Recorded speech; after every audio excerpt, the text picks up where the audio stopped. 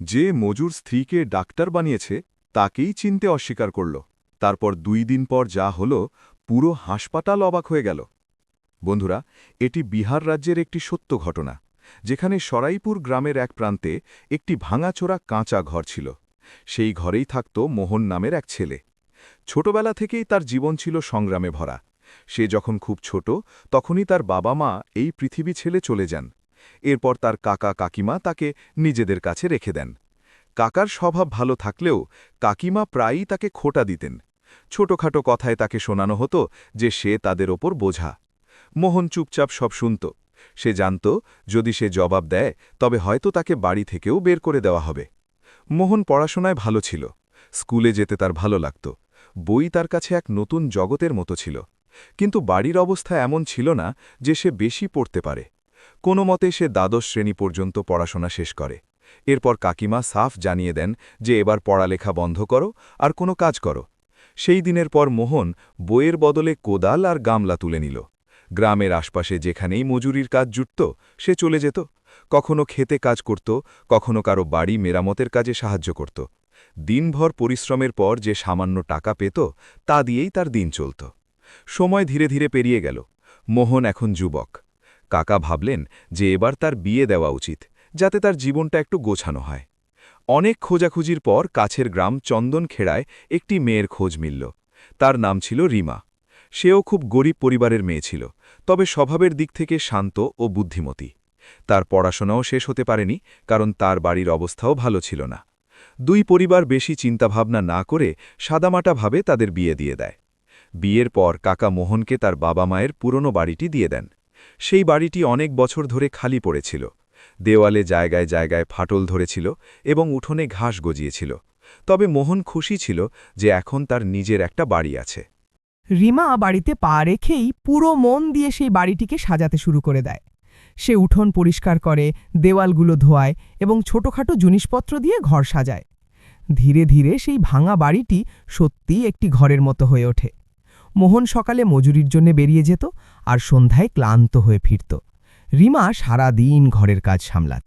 দুজনের জীবন সাধারণ হলেও তাদের মধ্যে সত্যিকারের আপনত্ব ছিল। একদিন সন্ধ্যায় মোহন কাজ থেকে ফিরে দেখল রিমা ঘরের কোণে বসে কিছু পড়ছে। তার হাতে একটি পুরনো বই। মোহন আগে কখনো তাকে পড়তে দেখেনি। সে একটু অবাক হল। সে হাসি মুখে জিজ্ঞেস করল, কি পড়ছ? রিমা একদম ঘাবড়ে গেল। সে তাড়াতাড়ি বই বন্ধ করে দিয়ে বলল, কিছু না, এমনিই দেখছিলাম। মোহন গভীর মনোযোগ দিয়ে তার দিকে তাকাল। তার মনে হল রিমা কিছু লুকাচ্ছে। সে তার কাছে গিয়ে বসল এবং ধীরে ধীরে বলল, ভয় পাওয়ার দরকার নেই, সত্যি করে বলো, তোমার কি পড়তে ভালো লাগে? রিমা কিছুক্ষণ চুপ থেকে তারপর আস্তে আস্তে বলল, হ্যাঁ, আমার পড়তে খুব ভালো লাগে। ছোটবেলা থেকেই পড়াশোনায় আমার খুব মন ছিল। তার কণ্ঠস্বরে হালকা বিষণ্ণতা ছিল। মোহন জিজ্ঞেস করল, তাহলে পড়াশোনা ছেড়ে দিলে কেন? রিমার চোখ নিচু হয়ে গেল। বাড়ির অবস্থা ভালো ছিল না। বাবা মজুরি করতেন। সংসার চালানোই কঠিন ছিল। তাই আমার পড়াশোনা বন্ধ হয়ে যায়। কিছু মুহূর্তের জন্যে ঘরে নীরবতা নেমে আসে। এরপর মোহন জিজ্ঞেস করল, যদি সুযোগ পাও তবে তুমি কি হতে চাইবে? রিমা প্রথমে কিছু বলল না, যেন তার বিশ্বাসই হচ্ছিল না যে কেউ তাকে এই প্রশ্নটি করছে। তবে কিছুক্ষণ পর সে আস্তে করে বলল, আমার স্বপ্ন ছিল ডাক্তার হওয়ার। এই কথা বলার সময় তার চোখে চমক দেখা দেয়। কিন্তু পরক্ষণেই সে হেসে বলে, কিন্তু এখন এসব ভাবার কোনো মানে হয় না। মোহন অবাক হয়ে জিজ্ঞেস করল, কেন? রিমা হালকা হেসে বলল, কারণ ডাক্তার হওয়ার জন্য অনেক পড়াশোনা করতে হয় আর অনেক টাকাও লাগে। আমাদের পক্ষে এটা সম্ভব নয়। মোহন কিছুক্ষণ চুপ করে বসে রইল। তার মনে অনেক কথা ঘুরপাক খাচ্ছিল। তার নিজের ছোটবেলার কথা মনে পড়ে গেল, যখন সেও পড়তে চাইত, কিন্তু পরিস্থিতি তাকে মজুরি করতে বাধ্য করেছিল। সে জানত যে অপূর্ণ স্বপ্ন সবসময় মনে বিঁধতে থাকে। হঠাৎ সে রিমার দিকে তাকিয়ে বলল, যদি তুমি সত্যি পড়তে চাও তবে পড়তে পারো। রিমা সাথে সাথে মাথা তুলে বলল, কি মানে? মোহন একদম পরিষ্কার গলায় বলল, মানে হলো তুমি আবার পড়াশোনা শুরু করো। রিমা কিছুক্ষণ তার দিকে তাকিয়ে রইল, যেন তার বিশ্বাসই হচ্ছিল না। কিন্তু টাকা? মোহন হাসি মুখে বলল, সে চিন্তা তুমি করো না, আমি আছি তো। রিমা মাথা নাড়ল। না মোহন, এমন বলো না। মজুরি করে সংসার চালানোই কঠিন, এত পড়ার খরচ কিভাবে চালাবে? মোহন একটা দীর্ঘশ্বাস নিয়ে বলল, পরিশ্রম করব, এখন যতটুকু করি তার চেয়েও বেশি করব, কিন্তু তোমার স্বপ্ন অপূর্ণ থাকতে দেব না। রিমার চোখে জল এসে গেল। সে আশাই করেনি যে কেউ তার স্বপ্নকে এতটা গুরুত্ব দেবে। সে ধীরে ধীরে বলল, সত্যি তুমি আমার জন্য এত সব করবে? মোহন না ভেবেই উত্তর দিল, তোমার স্বপ্ন এখন আমারও স্বপ্ন। সেই রাতে দুজনে অনেকক্ষণ ধরে পড়াশোনা এবং ভবিষ্যতের কথা বলতে থাকে। পরের দিন থেকেই মোহন তার পরিশ্রম আরও বাড়িয়ে দেয়। সে সকালে তাড়াতাড়ি বের হতো আর গভীর রাত পর্যন্ত কাজ করত। কখনো খেতে মজুরি করত, কখনো ইটের ভাটায় কাজ করত। ধীরে ধীরে রিমা আবার তার পড়াশোনা শুরু করে দেয়। গ্রামের লোকেরা এসব দেখে নানা ধরনের কথা বলতে শুরু করে। কিছু লোক হাসতে হাসতে বলতো, দেখো, লেখাপড়া শিখে এই মেয়ে একে ছেড়ে চলে যাবে। কেউ কেউ বলতো, মজুরের আবার মুরদ কত, ডাক্তার বানাতে চায়। কিন্তু মোহন কখনো কারো কথার জবাব দেয়নি। তার কাছে সবচেয়ে জরুরি ছিল রিমার স্বপ্ন। সময় ধীরে ধীরে এগোতে থাকে। পরিশ্রম ও নিষ্ঠার সাথে রিমা পড়াশুনো চালিয়ে যায়। একদিন সেই সুযোগ আসে যখন একটি বড় মেডিকেল প্রবেশিকা পরীক্ষার ফলাফল বের হওয়ার কথা ছিল। সেদিন মোহন সকাল থেকেই অস্থির ছিল। সে বারবার রাস্তার দিকে তাকাচ্ছিল। সন্ধ্যা হতে হতে দূর থেকে রিমাকে দৌড়েতে দৌড়েতে বাড়ির দিকে আসতে দেখা গেল। তার মুখে খুশির ছাপ স্পষ্ট ছিল। মোহন বুঝে গেল যে নিশ্চয়ই ভালো কিছু হয়েছে। রিমা তার কাছে পৌঁছতেই খুশিতে বলল, মোহন, আমার চান্স হয়ে গেছে। মোহন কিছুক্ষণের জন্য চুপ হয়ে গেল। তার যেন বিশ্বাসই হচ্ছিল না। রিমা আবার বলল, আমার সরকারি মেডিকেল কলেজে ভর্তি হয়ে গেছে। এই কথা শুনতেই মোহনের চোখ জলে ভরে গেল।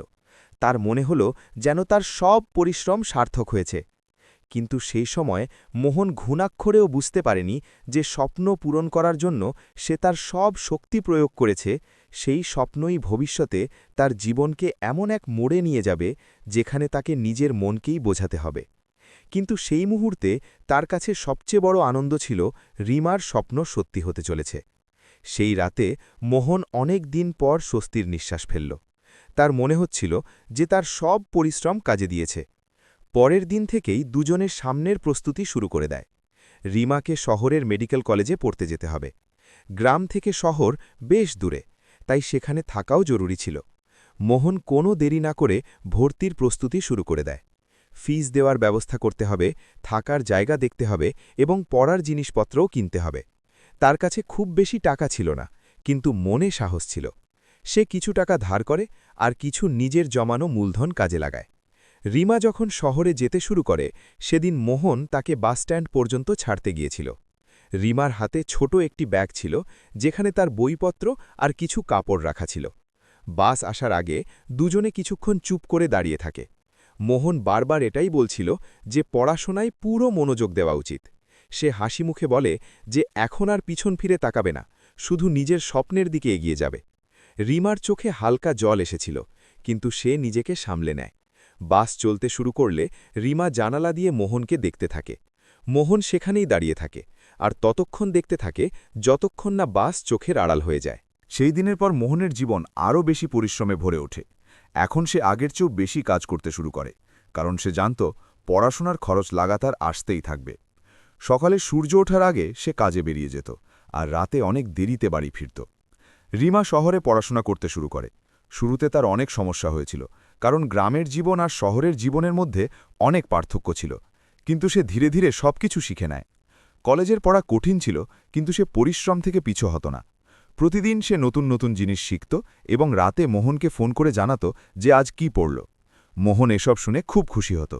সে বইয়ের কথা পুরোপুরি বুঝতে না পারলেও তার ভালো লাগত যে রিমা তার স্বপ্নের কাছাকাছি পৌঁছে যাচ্ছে।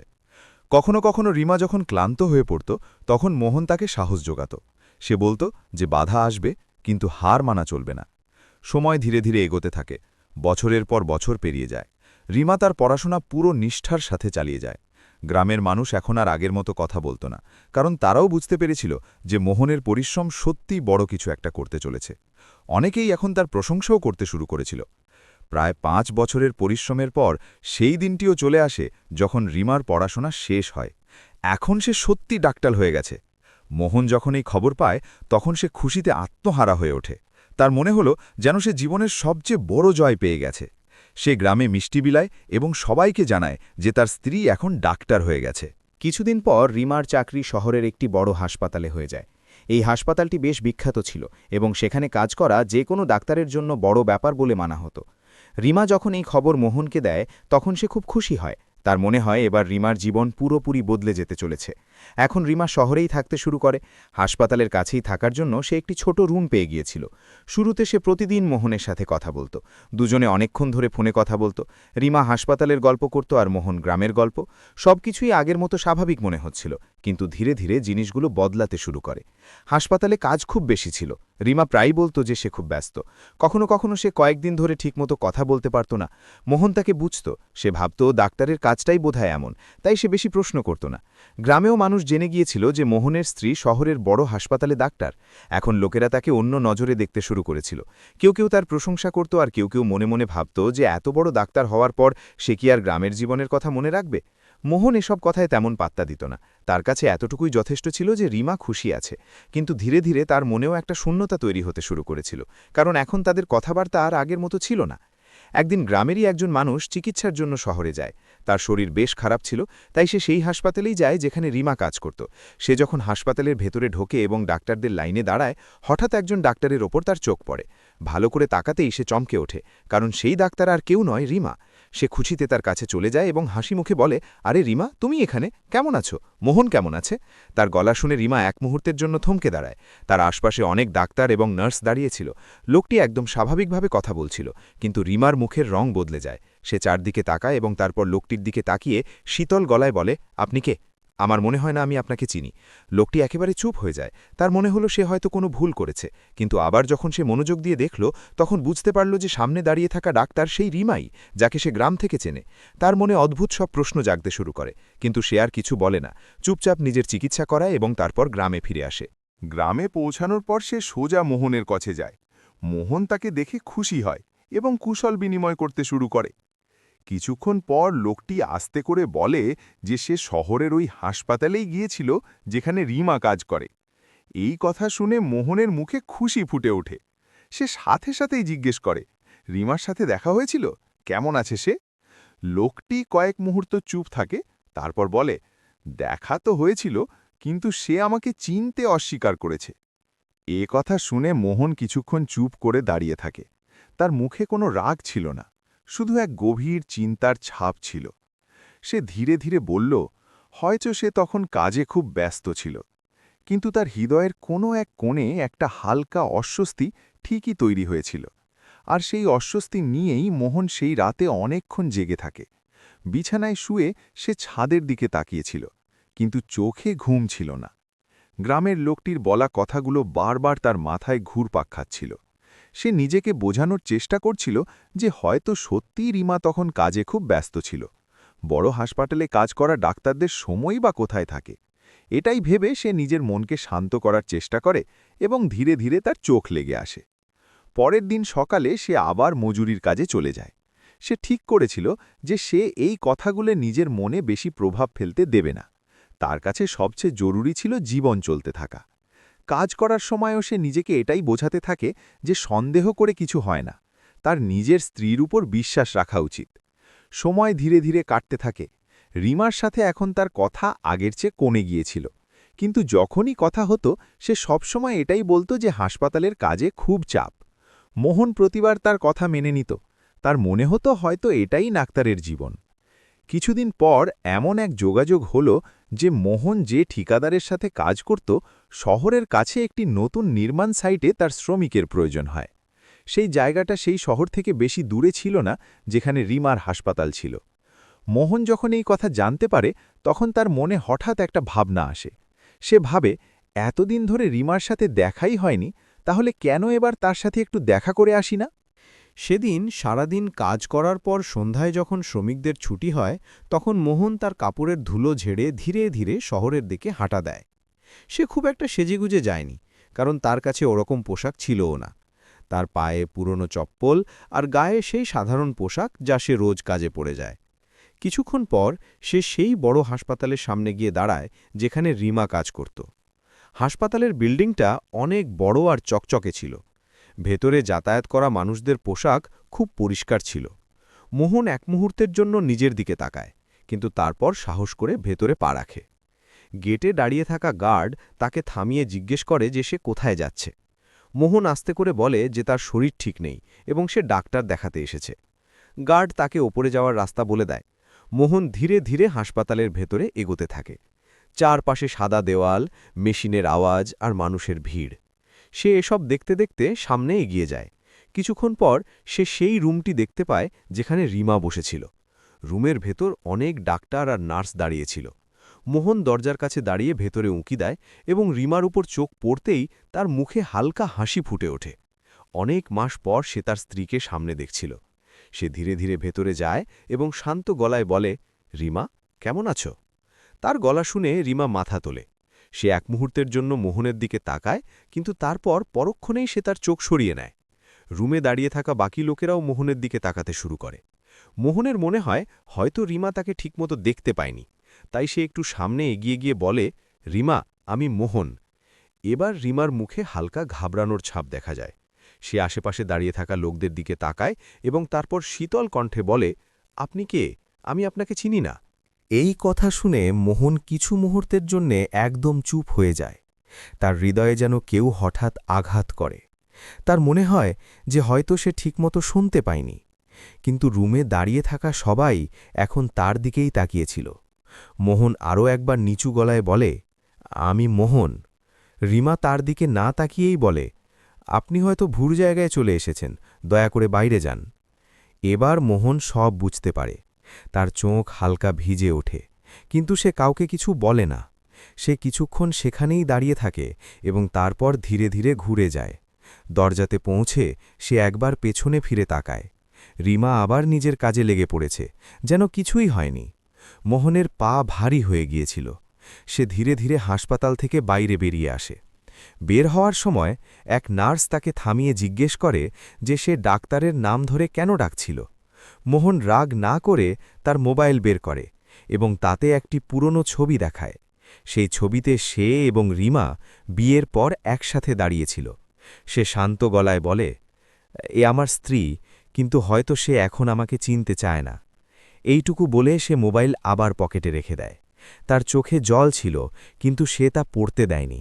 সে শুধু এইটুকু বলে সেখান থেকে চলে যায়, যদি কখনো তার সাথে কথা হয় তবে শুধু এতটুকু বলে দেবেন যে আমি চাই সে সবসময় ভালো থাকুক। এরপর মোহন ধীরে ধীরে হাসপাতাল থেকে বেরিয়ে যায়। রাস্তায় হাঁটার সময় তার পা টলমল করছিল, কিন্তু সে নিজেকে সামলে নেয়। সে কাউকে কিচ্ছু না বলে সোজা নিজের কাজের জায়গায় ফিরে আসে। পরের দিন সে মজুরির কাজে যায় না। তার মন একদম শূন্য হয়ে গিয়েছিল, কিন্তু জীবন তো কারোর জন্যে থেমে থাকে না। তাই দুদিন পর সে আবার কাজে যেতে শুরু করে। সেদিন দুপুরের সময় ছিল। শ্রমিকরা সবাই নিজের কাজে ব্যস্ত ছিল। মোহনও চুপচাপ ইট তুলছিল।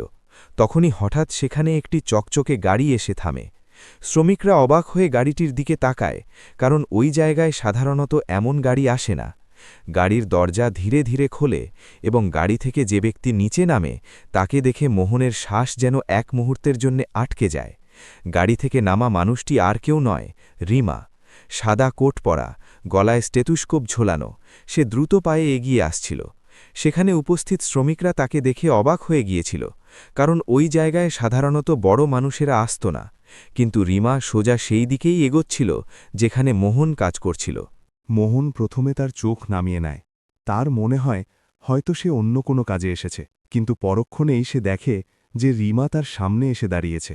আশপাশে দাঁড়িয়ে থাকা শ্রমিকরা কাজ থামিয়ে কৌতূহল নিয়ে এসব দেখতে শুরু করে। রিমা কয়েক মুহূর্ত চুপ থাকে। তার মুখে অস্থিরতা স্পষ্ট বোঝা যাচ্ছিল।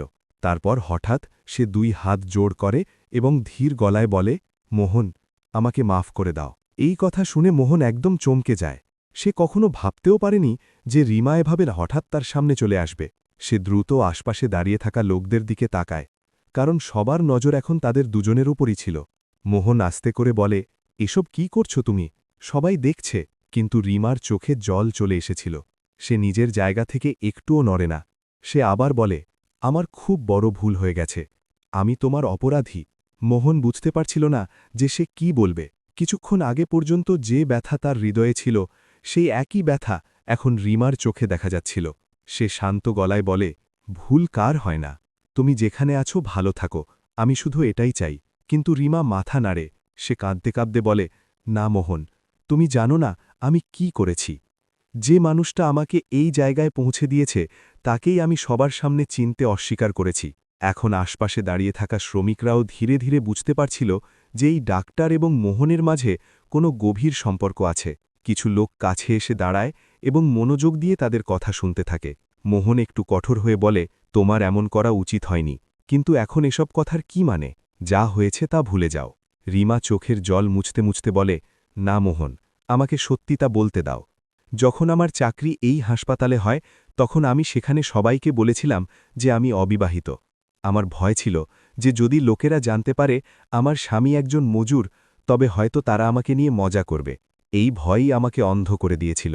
সে কয়েক মুহূর্তের জন্য থামে, তারপর ধীর কণ্ঠে বলে, সেদিন যখন তুমি হঠাৎ হাসপাতালে আমার সামনে চলে এলে তখন আমি ঘাবড়ে গিয়েছিলাম। আমার মনে হয়েছিল যদি আমি তোমাকে চিনে ফেলি তবে সবাই সত্যিটা জেনে যাবে, তাই আমি তোমাকে চিনতে অস্বীকার করেছিলাম। মোহন চুপচাপ তার কথা শুনতে থাকে। তার মুখে কোনো রাগ ছিল না, শুধু এক গভীর ক্লান্তি ছিল। রিমা আরও বলে, কিন্তু এরপর যা হলো তা আমাকে ভেতর থেকে নাড়িয়ে দেয়। সেখানকার এক নার্স তোমার দেখানো ছবিটি দেখেছিল, সে সব বুঝতে পারে। ধীরে ধীরে এই কথা হাসপাতালে ছড়িয়ে পড়ে যে আমি একজন শ্রমিকের স্ত্রী এবং আমি আমার নিজের স্বামীকেই চিনতে অস্বীকার করেছি। তার গলা ধরে আসে। লোকেরা আমাকে অদ্ভুত নজরে দেখতে শুরু করে। কেউ কিছু বলত না, কিন্তু তাদের মুখে প্রশ্ন স্পষ্ট দেখা যেত। সেদিনই আমি বুঝতে পারি যে আমি কত বড় ভুল করেছি। যে মানুষটি আমার জন্য দিনরাত পরিশ্রম করেছে তার ভালোবাসাকেই আমি পায়ে ঠেলে দিয়েছি। এই কথা বলে রিমা আবার কাঁদতে শুরু করে। মোহন আস্তে করে বলে, থামো রিমা, আর কেঁদো না। কিন্তু রিমা তার দিকে তাকিয়ে বলে, যতক্ষণ না তুমি আমাকে মাফ করবে ততক্ষণ আমি শান্তি পাব না। মোহন একটা গভীর নিঃশ্বাস নেয়। তার মনে যে ব্যথা ছিল তা এখনও পুরোপুরি শেষ হয়নি, কিন্তু সে সবসময় রিমাকে মন থেকে ভালোবেসেছিল, আর হয়তো এ কারণেই সে তাকে কাঁদতে দেখতে পারছিল না। কিছুক্ষণ পর সে শান্ত গলায় বলে, আমি তোমাকে আগেও দোষী মানিনি, আর আজও মানি না। মানুষ কখনো কখনো পরিস্থিতির শিকার হয়ে ভুল সিদ্ধান্ত নিয়ে ফেলে। রিমা আস্তে করে জিজ্ঞেস করে, তাহলে তুমি কি আমাকে মাফ করে দেবে?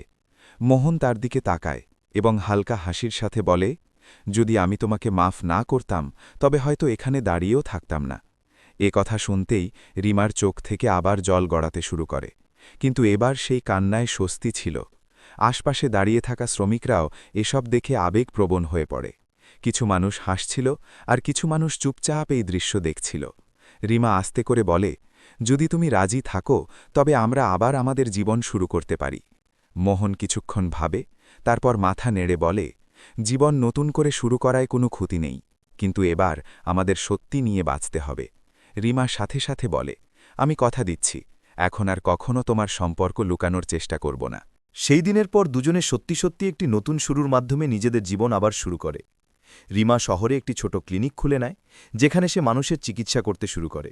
সেই জায়গাতেই ওপরে তাদের থাকার ব্যবস্থাও ছিল। মোহন মজুরি করা ছেড়ে দেয় এবং ক্লিনিকের কাজে তাকে সাহায্য করতে শুরু করে। সে রোগীদের খেয়াল রাখত, ওষুধের হিসাব দেখত এবং দরকার পড়লে সব কাজ সামলে নিত। ধীরে ধীরে তাদের জীবন আবার খুশিতে ভরে ওঠে। সময়ের সাথে সাথে তাদের ঘরে একটি শিশুর কান্নাও শোনা যায় এবং তাদের পরিবার পূর্ণতা পায়। এখন যখনই কেউ তাদের জিজ্ঞেস করে যে তাদের গল্পটা কি, দুজনে হাসি মুখে একটাই কথা বলে, জীবনের সবচেয়ে বড় শক্তি হল ভরসা এবং সত্যিকারের সঙ্গ। কারণ যে সম্পর্কের ভিত্তি ত্যাগ এবং বিশ্বাসের ওপর তৈরি, কোনো ভুলই তাকে বেশিদিন ভেঙে রাখতে পারে না। বন্ধুরা, এই গল্প থেকে একটি কথা স্পষ্টভাবে বোঝা যায় যে মানুষের আসল পরিচয় তার পদ বা টাকা দিয়ে হয় না, বরং তার সাথে থাকা মানুষদের দিয়ে হয়। কখনো কখনো সফলতার আলোয় আমরা সেই মানুষগুলোকে ভুলে যাই যারা আমাদের ওই জায়গায় পৌঁছাতে সাহায্য করেছে, কিন্তু সত্যি এবং সম্পর্কের দাম শেষ পর্যন্ত মানুষ বুঝতে পেরেই যায়। এবার আপনিই বলুন, যদি আপনি মোহনের জায়গায় থাকতেন তবে কি রিমাকে মাফ করে দিতেন? আর রিমা যা করেছে তা কি শুধু এই পরিস্থিতির ভুল ছিল, নাকি সত্যিই সে তার সম্পর্কের সাথে অন্যায় করেছে? আপনার মতে এই গল্পের সবচেয়ে বেশি সঠিক কে ছিল আর সবচেয়ে বেশি ভুল কে? আপনার মতামত অবশ্যই কমেন্টে লিখুন, কারণ প্রতিটি মানুষ এই গল্পটিকে আলাদা দৃষ্টিকোণ থেকে দেখতে পারে। আর যদি গল্পটি আপনার মন ছুঁয়ে যায় তবে ভিডিওটি অবশ্যই লাইক করুন, চ্যানেল সাবস্ক্রাইব করুন এবং এটি আপনার বন্ধুদের সাথে শেয়ার করুন, যাতে এমন মন ছুঁয়ে যাওয়া গল্পগুলো লাগাতার আপনার কাছে পৌঁছাতে পারে। দেখা হবে আগামী গল্পে। ততক্ষণ পর্যন্ত নিজের খেয়াল রাখুন।